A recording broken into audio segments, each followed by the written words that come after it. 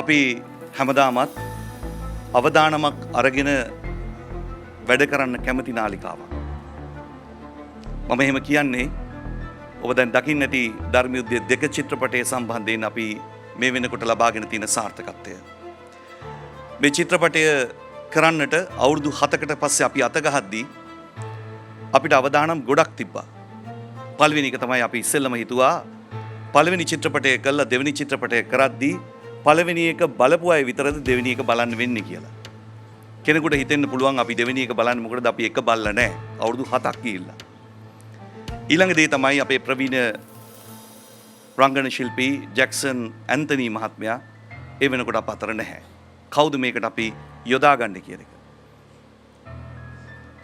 ඉතින් මේ වගේ ප්‍රශ්න ගණනාවක් මැද තමයි අපි ධර්ම යුද්ධය 2කට අත ගැහුවා. අපි ආස වුණා ඒ අවදානම ගන්න. ඒ අවදානම ගත්ත එකේ ප්‍රතිඵලය අද අපි භුක්ති විඳිනවා.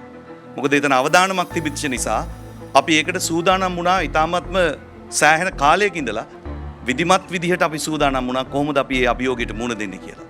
ඒ සාර්ථකත්වය අපි අද සියලු දෙනා භුක්ති විඳිනවා.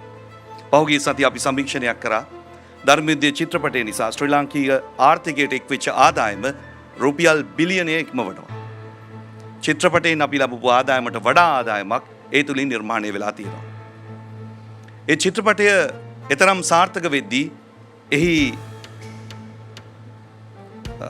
ප්‍රතිඵලය එහෙම නැත්නම් එහි වාසිය ලබා ගත්තේ සිනමා ශාලා හිමියන්. අපි දන්නවා සමහර සිනමා ශාලා තවමත් විදුලි පංකාව යට ඉඳගෙන තමයි අපිට චිත්‍රපටය නරඹන්න වෙන්නේ. ඔවුන් මේ වෙනකොට ඒ චිත්‍රපටය ශාලාව වායු සමීකරණය කරමින් යනවා. සමහර අය ආහාර පාන ලබා දෙන්න පුළුවන් හොඳ ශාලාවක් බවට පරිවර්තනය කරමින් යනවා. මේ සියල්ල උනේ ඔවුන් අතර හොඳ ආදායමක් ලැබිච්ච නිසා. චිත්‍රපටයක් හොඳට වාර්තාගත ආදායම් තබමින් දුවනකොට එහි ප්‍රතිලාභය හැමෝටම ලැබෙනකොට තව තවත් චිත්‍රපට නිෂ්පාදනය වෙන්න පටන් ගන්නවා. මං හිතන්නේ ඒ කාර්යයට අපි යම් පමණකින් ධර්ම යුද්ධයත් එක්ක දායක වුණා. අපි රූපවාහිනිය පැත්තෙන් ගත්තොත් මට තාම මතකයි අසංගගේ කොටු ටෙලිනාට්‍ය ආරම්භ කරද්දී ඔහු අපිට ගෙනල් දුන්න මේ නාට්‍ය පිළිබඳව පිටු 2ක කොලයක්. මම ඒක උඩින් ඉඳලා පල්ලෙහාට මං හිතන්නේ 10 සැරයක් විතර කියවන්නට ඇති. මම ගෙදර ගිහිල්ලා මගේ ගෙදර අයටත් දුන්න මේ කියවල බලන්න. මේක කරන්න පුළුවන් නාට්‍යයක්ද කියලා. ඒ නාට්‍යයේ තිබිච්ච දේවල් පෙන්වන්න පුළුවන්ද කියන එකයි මගේ ප්‍රශ්නේ උනේ. මොකද ඒ සියල්ලටම අවසානයේ බැනුම් අහන්නේ අපි නිසා. හැබැයි අසංග එක්ක සාකච්ඡා කරන් පස්සේ මට තේරිච්ච දේ අසංග සීරුවෙන් මාරුවෙන් ඉතාමත්ම ලස්සනට ඒ නාට්‍ය ප්‍රේක්ෂකයෝ අතරට ගෙනිච්චා. මම හිතන්නේ දින ගණනාවකින් අපිට අලුත් චරිතයක් ශ්‍රී ලංකාවට බිහි කරන්න පුළුවන් වුණා. ප්‍රසිද්ධ ඒ වගේම හැමෝම ආදරය දිනාගත්ත නළුවෙක් අපිට ඒ නාට්‍ය තුලින් බිහි කරන්න පුළුවන් වුණා. මම හිතන්නේ මේ නාට්‍ය අවසන් වෙන්නත් මාසෙකට විතර ඉස්සෙල්ලා අපි යෝජනාව ගෙනාවේ අසංග අපි තව අවදානමක් ගමු අපි චිත්‍රපටයට යමු කියලා. මං හිතන්නේ අසංග දවසක් හරි දෙකක් හරි අරගෙන අපිට අනිත් පැත්තට ගිහුවා අපි මේ වැඩේ කරමු කියලා. අපි දැන් ඒ අවදානම අරගෙන ඉන්නේ. හැමෝම බලාගෙන ඉන්නවා ධර්ම යුද්ධයට පස්සේ කොටු වෙනකොට ඒ මට්ටමින්ම මේ චිත්‍රපටයක් තියෙන්න ඕනේ කියන එක. හැබැයි ගැටලුව තියෙන්නේ දැන් මේකේ අවදානම තියෙන්නේ ධර්ම යුද්ධය කියන්නේ පවුලේ හැමෝටම බලන්න පුළුවන් චිත්‍රපටයක්. මම දිගටම අසංගට කියපු දේ කොටු චිත්‍රපටයක් එහෙම පවුලේ හැමෝටම බලන්න පුළුවන් වෙයිද කියන එකයි. ඉතින් මම හිතන අසංග සෑහෙන උත්සාහ කරાવી එතනට ගේන්න.